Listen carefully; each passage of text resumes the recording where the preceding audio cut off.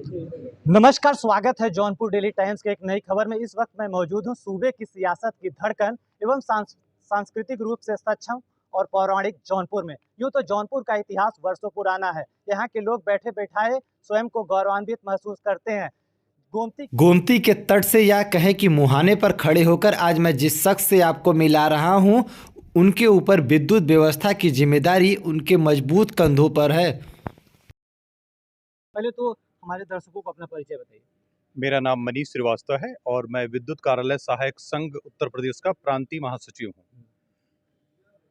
आज हमारे कार्य बहिष्कार का दूसरा दिन है। विद्युत कर्मचारी संयुक्त संघर्ष समिति के आह्वान पे प्रबंधन के निरंकुश रवैये से व्यथित होकर हम विद्युत कर्मी गण यहाँ पर कार्य बहिष्कार को बाध्य हुए हैं और कार्य बहिष्कार का आज हमारा दूसरा दिन है और हम चरणबद्ध तरीके से इसी प्रकार कार्य को करते जा रहे हैं। अभी तक हमारे संयोजक महोदय, जो प्रदेश संयोजक महोदय और हमारी केंद्रीय नेतृत्व ने जो फैसला किया है कि पाली के कर्मियों को हम लोगों ने इस कार्य बहिष्कार से बाहर रखा है, जिससे जनता को किसी प्रकार के कष्ट का सामना न करना पड़े, मगर यह सिर्फ 3 दिनों तक है। आगे हमारे सारे कर्मी उद्वेलित हैं एवं हमारी मांगे न माने जाने पर वह हड़ताल को भी बाध्य होंगे। जिन 15 सूत्री मांगों को लेकर आप लोग विरोध प्रदर्शन कर रहे हैं, उसको थोड़ा सा शॉर्टकट में बताएं। उनकी जो प्रमुख मांगे हैं उनके बारे में बताना चाहूँगा कि इससे पूर्व इलेक्ट्रिसिटी अमेंडमेंट बिल जो सदन के पटल पे रखा जाना था, इस हेतु सरकार से हमारा समझौता हुआ था कि हमारे प्रतिनिधियों से वार्ता के उपरांत ही इस बारे में कोई निर्णय किया जाएगा। इलेक्ट्रिसिटी अमेंडमेंट बिल जिसमें विद्युत व्यवस्था को निजी हाथों में देने की एक कवायद चल रही है, हम इसका विरोध कर रहे थे। चूँकि सड़क, पानी, बिजली यह मूलभूत आवश्यकताएं हैं जो संविधान के तहत प्रत्येक भारतीय नागरिक को प्रदत्त हैं, तो यह व्यवस्था सरकार को स्वयं संचालित करना चाहिए और सरकार को सीधे जनता को देना चाहिए।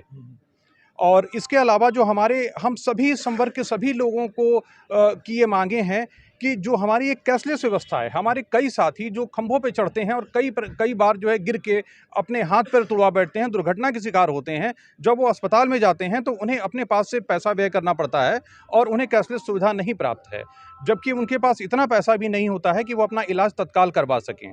तो कैशलेस सुविधा भी एक प्रमुख मांग है। इसके अलावा हमारी वेतन विसंगतियाँ बहुत दिनों से हैं और इस बारे में हम लोगों ने कई बार प्रबंधन से वार्ता की है और इवन जो है उत्तर प्रदेश राज्य के यशस्वी मुख्यमंत्री जी ने निर्देशित किया है कि आप संगठनों से वार्ता कर और उनके समस्याओं का निराकरण करें, मगर हमारा निरंकुश प्रबंधन हमारी बात नहीं सुन रहा है और हमारी समस्याओं का निराकरण नहीं कर रहा है। इसके अतिरिक्त और भी हमारी जो मांगे हैं कि 14/1/2000 को उत्तर प्रदेश राज्य विद्युत परिषद का विघटन कर Uttar Pradesh power corporation limited एवं अन्य 3 संस्थाओं का गठन किया गया।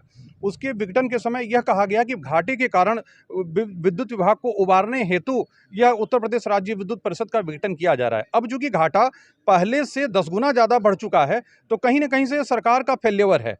तो अब सरकार से हमारा अनुरोध है कि उत्तर प्रदेश राज्य विद्युत परिषद का पुनर्गठन करके एक नई कंपनी बनाएं। अन्य राज्य सरकारों ने भी इस बारे में देखा है। एक तो आपने हमें मैन पावर में वृद्धि नहीं की, जो हमारे उपभोक्ताओं की संख्या थी 14/1/2000 से अगर हम कंपैरिजन करें तो उस समय से लगभग 10 गुने से भी ज़्यादा की वृद्धि हो गई है और कर्मचारियों की संख्या हमारी 75% से ज़्यादा की कमी हो गई है। उस समय जो लगभग 1,32,000 कर्मचारी हमारे कार्यरत थे, आज लगभग 42,000 कर्मचारी मात्र हैं। तो सरकार को इस पे ध्यान देना होगा, हमारी संख्या बढ़ाए, यहाँ रिक्रूटमेंट करे। हमारे जो संविदा पे रखे हुए कर्मचारी हैं जिनको निविदा के माध्यम से अत्यंत सीमित धन का उन्हें दिया जाता है, हम लोगों ने सरकार से मांग रखी है कि आप उन्हें नियमित कीजिए और जैसे तेलंगाना एवं अन्य राज्यों में सरकार द्वारा सीधे उन्हें धन दिया जा रहा है तथा उन्हें नियमितीकरण की प्रक्रिया की जा रही है, आप भी कीजिए, जिससे जनता को विद्युत व्यवस्था अच्छे से प्राप्त हो सके और हमारे जो संविदा कार्मिक हैं जो कि अत्यंत विपन्न जीवन व्यतीत करने को बाध्य हैं, उनके जीवन में भी कुछ सुधार आए। आपके इस कार्य बहिष्कार से आपको नहीं लगता कि आम जनमानस को भी नुकसान होगा? आम जनमानस को नुकसान न हो इसीलिए हम कार्य बहिष्कार कर रहे हैं। एक्चुअली हमारा कार्य बहिष्कार ही आम जनमानस हेतु है। यदि निजीकरण होता है और कोई बड़ी कंपनी यहाँ पे आके अगर ठेका लेती है तो आम जनमानस को भविष्य में बहुत सारा नुकसान होना पड़ रहा है, झेलना पड़ेगा। जैसे आज आप देख रहे हैं कि जो पूर्व में 34 रुपये 50 पैसे पेट्रोल और डीजल का मूल्य था, आज की डेट में 90 रुपये के आसपास है। वही स्थिति यहाँ होने वाली है। कोई भी निजी कंपनी केवल लाभ के लिए कार्य करती है, हानि के लिए कार्य नहीं करती है। आज जिस दर पे उन्हें बिजली मुहैया कराई जा रही है, इसका दुगने से भी ज़्यादा व्यय उन्हें करना पड़ेगा, जो यहाँ की जनता झेल नहीं पाएगी। उत्तर प्रदेश सरकार लगातार अप्रत्यक्ष रूप से ऊर्जा निगम द्वारा कर्मचारियों के शोषण पर आमादा है और दूसरी तरफ वहीं संविदा पर तैनात कर्मचारियों को नियमित करने पर आनाकानी कर रही है। आपको क्या लगता है कि यह सरकार कर्मचारी विरोधी तो नहीं है? निश्चित तौर पे अभी हमें ऐसा लग रहा है कि हमारा प्रबंधन सरकार ये कर्मचारी विरोधी है। सरकार से तो हमें बहुत आशा है, हमें पूर्ण विश्वास है। कल जैसी हमारी जो है ऊर्जा मंत्री महोदय ने जैसा हमें कहा हमसे कि हम इस बारे में बात करेंगे और माननीय मुख्यमंत्री जी से भी बात करेंगे, हमें पूर्ण विश्वास है कि हमारी उत्तर प्रदेश सरकार और माननीय योगी जी के नेतृत्व में जो सुधार व्यवस्था चल रही है प्रदेश में, उसके तहत वो निश्चित तौर पे हमारी बात मानेंगे, क्योंकि हमारी बात पूरी तरह जेन्युइन है।